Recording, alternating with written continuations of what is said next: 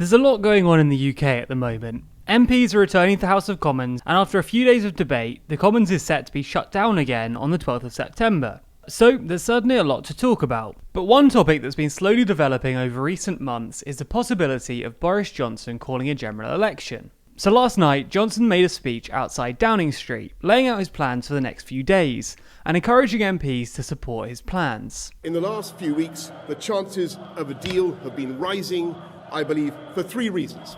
They can see that we have a clear vision for our future relationship with the EU, and they can see that we are utterly determined to strengthen our position by getting ready to come out, come what may.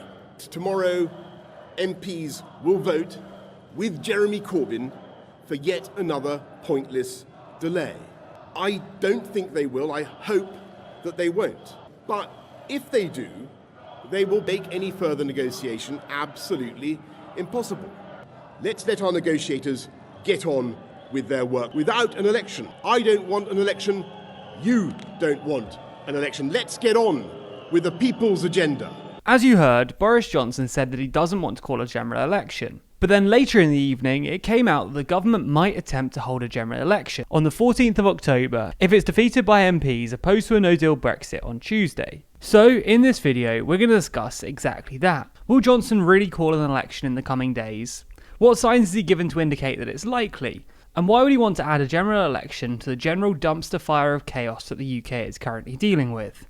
Before we dive into that though, let me tell you about TLDR Fact Check. From now on, every video we post will also be listed on our website, alongside a form where you can let us know of any issues, errors or bias that you think we've shown in that video. Once you filled out the form, a member of Team TLDR will look it over, and if we agree that we've made a mistake, we'll issue a correction to the video.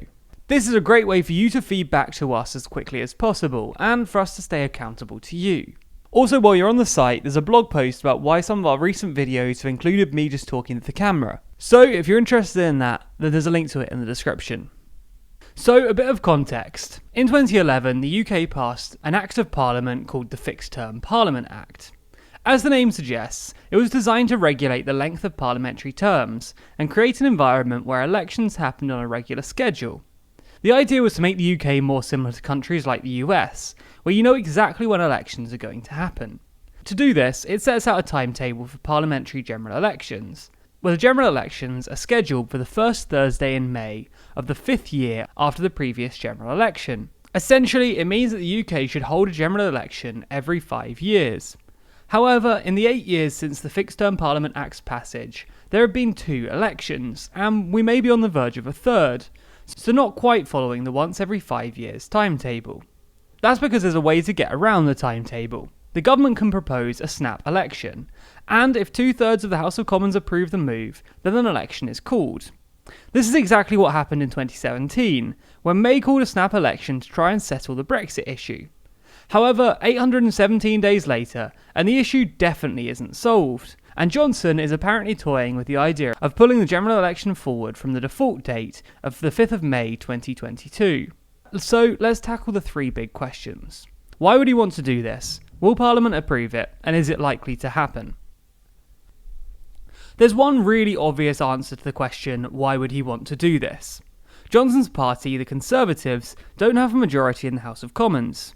Even when May first formed the government, the Conservatives didn't have a majority. But thanks to a supply and confidence agreement with the Democratic Unionist Party of Northern Ireland, May was able to form a minority government. Since then though, the Tories' grip on power has been slowly slipping. Their majority, even including the DUP's MPs, is down to 1 MP. That means that it only takes 1 member of their own party to rebel for government motions to begin failing. This is a wafer-thin majority, but especially during Brexit. You only need to spend 30 seconds on Reddit to know that Brexit is a complicated issue, and there's lots of different views about how the UK's relationship with the EU should continue, and how the referendum result should be respected. That's true within the country as a whole, but it's also very true within the Conservative Party. There's a few big name MPs who regularly vote against Brexit plans, but there's also a fairly decent chunk of the Conservative Party who don't like Boris Johnson's plans, especially his acceptance of a no deal. Ordinarily, with a decent majority, he could afford to lose some MPs' support and still pass every motion he needs. However, with a majority this thin, even a single Tory MP voting against their own party could spell disaster for Johnson's plans. Johnson could be hoping that by calling a general election, he can shore up his position in Parliament, and hopefully make things a little easier for him. With a bigger majority, it suddenly becomes a lot less difficult for him to push through whatever he wants through Parliament. Another problem for Johnson is that he was only selected by his party members, so that's less than 0.2% of the UK's electorate.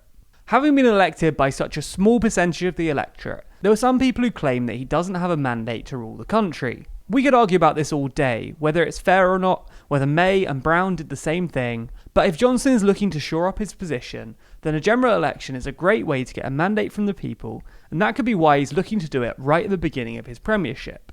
On top of this, Johnson's government has been signalling that they're preparing for a general election ever since he took office. Many saw their promises for spending on education, the NHS, and policing as more pre-election PR than genuine policy, leading some to suspect that the government is gearing up for an election fight.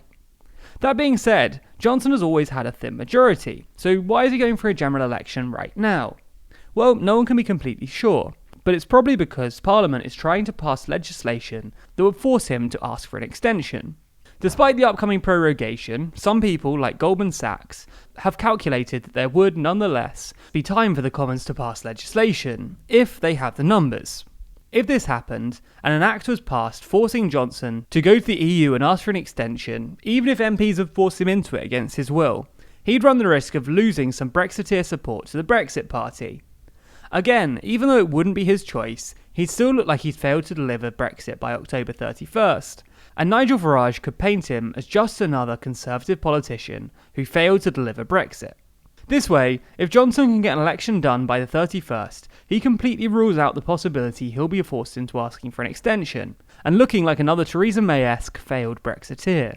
We'll be covering this in more detail in the coming days, as the MP's plans come to life. So if Johnson wants to increase his majority and his legitimacy, a general election is clearly the best way to do that. The question is whether MPs will allow it to happen. Because remember, 2/3 of MPs would need to sign off on the decision for a snap general election to be called. It seems likely that most Conservatives would support the decision, as will their partners, the DUP. But considering I've been banging on about Johnson's struggle to get a majority all video, you'll already know that they'll need to get other parties on side to reach the much higher threshold of 2/3 support. Getting Labour on side would be very helpful. When May's Conservative Party looked weak earlier in the year, Corbyn barely uttered a sentence without mentioning the fact that he wanted a general election. Labour had pretty much always claimed that a general election is the best way to solve Brexit, better than a second referendum. They say that a new government with a majority and with a mandate to rule would be better placed to get Brexit done right. They were obviously imagining that this government would be led by Labour, and for quite a while that looked very possible. But in recent weeks, tides have begun to change. Since Johnson's election, the Conservatives' polling results have begun to improve. Some Brexit Party supporters have started to return to the Tories under Johnson's leadership, trusting that the former chief Brexiteer will get them the result they want. Recent polling suggests a strong result for the Conservatives if they were to call a general election, but as always, polling isn't 100% reliable. Despite Johnson's strong polling, Labour leader Jeremy Corbyn is still keen to support a general election. We must come together to stop no deal. Then we need a general election. When a government finds itself without a majority, the solution is not to undermine democracy. The solution is to let the people decide. Former Prime Minister and Labour leader Tony Blair is less keen on the prospect of a general election. He said that Corbyn should see an election before Brexit is decided for the elephant trap it is, going on to say that Labour would struggle in a general election held before October 31st. That being said, Corbyn is Labour's leader, and ultimately, he's the one with the power to sway Labour MPs' votes. With Corbyn's support, it's almost certain that Johnson would get the 2/3 majority he needs to call a general election. Labour's support isn't guaranteed though, with Shadow Brexit Secretary Jenny Chapman saying, "Our mission here is to prevent no deal. We do want a general election. Our mission is very clear, and it's about preventing no deal. If that means a general election cannot happen at this particular point, then stopping no deal must come first. This isn't for the benefit of the Labour Party. This is about preventing mass unemployment." The SNP also hold a lot of power in this, with 35 MPs who'd be voting on the snap election. Their position seems slightly less fraught, with leader Nicola Sturgeon tweeting, "As talk of a general election mounts, I say bring it on, but it must be before October 31st. MPs must not allow Johnson to game the date as a ploy to push through a no-deal Brexit." So it seems very possible that with Labour and SNP support, the snap election could get enough backers to pass. Do you think that a general election is likely to be called in the coming days? Comment down below to let us know. We asked our followers on Facebook and Twitter what they thought, and both groups voted that they didn't expect a general election to be called. Let us know if you agree down below, and be sure to follow us across our socials to be updated when we put out polls like this. We will of course keep you updated on this as it plays out. Any leaks, any announcements, we'll be sure to keep you in the loop, letting you know if and when this election is going to happen. There's already a lot going on in UK politics already, and it looks like Johnson is considering adding something else into the mix. To make sure you don't miss out on any of that, be sure to subscribe to our channel, and hit the bell icon to be notified every time we release a video. If you want more from TLDR, you can find us across all of the social networks, simply by searching for TLDR News. And if you want your name to be listed at the end of the videos, just like these people, then support us on Patreon. There's a link to that in the description below.